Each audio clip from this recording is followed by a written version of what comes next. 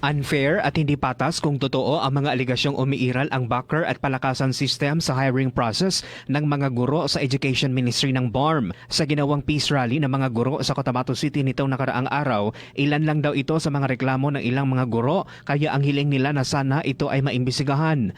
Anila, ang ibang mga guro ay dumadaan sa patas sa tamang proseso pero ang iba nila ay dinadaan lang sa backer system o palakasan kaya walang kahirap-hirap sa kanila ang makapasok at makakuha ng item.